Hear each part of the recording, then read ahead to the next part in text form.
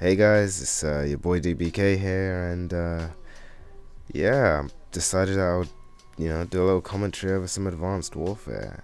Yeah, I mean that game that I haven't really touched for 2 weeks, and it's just been sitting there collecting dust while I play other things, Pokemon and GTA amongst others. But yeah, I decided to show you guys some initial patch footage of me using the bow. Now, I kind of ran into this gun really late.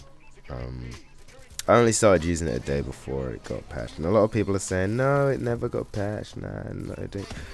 It got patched, dudes. Whether it was noted or put down, it was patched. And I think most people that have used the gun can tell it was patched damaged wise. So yeah, for me it was I knew it was patched as soon as it happened, and I was only just starting to get in the groove with it. I managed to get 600 kills on the first day of me using it. But yeah, I mean, it was a great gun. It probably still nearly is. I mean, I just haven't played the game in a while. But yeah, I mean, it seemed like it was a dope gun at the time, you know what I'm saying? And it just brought me onto the fact of, let me talk about how games can be potentially ruined, messed up, destroyed, and, ultimately put down the narrow path of never coming back by patches. Now, as you know, patches are put into games to enhance the experience, to make things more of an even playing ground than what developers may have first envisioned the game to be like. So there are numerous patches, normally 1.0 something or 1 point something, etc, etc, and they keep going up as they're meant to be improvements on what the game was in its original state of development. So with that in mind, let's look at why patches happen. Patches happen due to people recommending reasons for why games need to be improved, or recommending features that aren't too great for themselves, or that they feel are distressing and disturbing the gameplay of the user.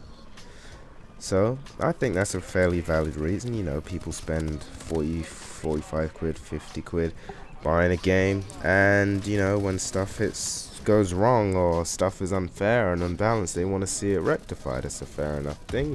We are the consumer at the end of the day, and they're meant to listen to people. So the premise of it and the actual act of putting in patches and stuff like that is, I think, welcomed and appreciated by nearly 100% of the community that wants to play the game and is actually a player of the game. So yeah, I think that's a completely fair point to put forward. However, that is only one piece of the jigsaw. We also have a lot of people who would want the game to change for various other reasons.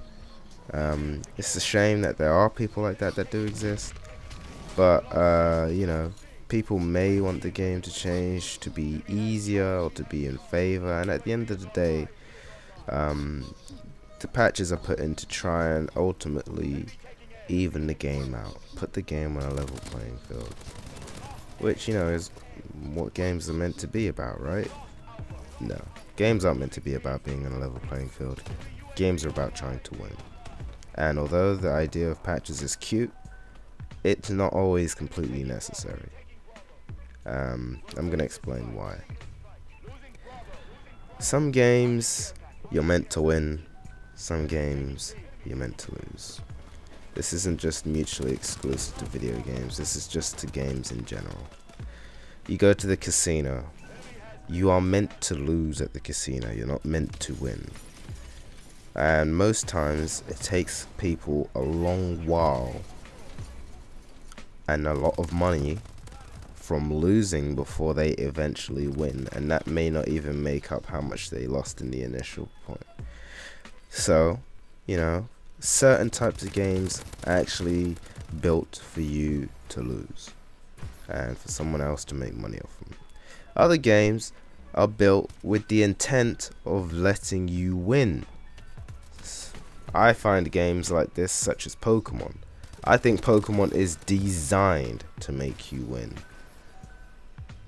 Some of the main reasons why is because as soon as you beat a gym leader, say, you know, with a level 15 Pokemon, you'll go out and in the next route after that you'll find a trainer with a level 10 Pokemon. You know, they're not giving you that incredible challenge which you should be getting afterwards. They're trying to build you up to get success, which is the aim of the game, for you to become the Pokemon League or Elite Four champion. And so there are different types of games. With Call of Duty, I think it falls into the category of a different one. There's no single player. This is, in more recent years, become a multiplayer thing. And in this, it provides competition in teams. Now, the difficulty with this is trying to make a game that is fair to everyone and that lets everyone win. Which is obviously not going to happen, because not everyone can win. There has to be a loser in multiplayer, because not everyone's on the same squad. So the problem that I find is that people are complaining about when they lose from a tactic, but if they win from a tactic, they don't see anything wrong with it, and they would rather not see it being patched. I do this myself, you know. I didn't want this gun to be patched because I felt that this gun was OP. I felt this gun was fucking powerful, man. Like, you know what I mean? Like, this gun was, oh, there's, what can I say? This gun is OP, and so is the average Joe. So they're both OP guns, and I don't want them to be patched because of my own benefit, so I can win. And at the end of the day, people who aren't winning because, one, they may not have the specific gun, two, they cannot use the specific gun the way that I use it, you know, I'm taking offense to the fact that other people are able to use it in a way that they can't. It's the same with me and snipers. You know, I can hate and hate forever and start crying about quickscopers, but the thing is, the guns are there for me to use. I could try and attempt to quickscope if I wanted to. I can't, which is why I don't. Does that mean that quickscoping should be banned, or should snipers should be made so that they aren't one-shot kills? No. The idea that games should be made easier just because people can't win at them is ridiculous. I remember some of the first games I played used to take me forever to complete, due to the fact that I just could not complete them.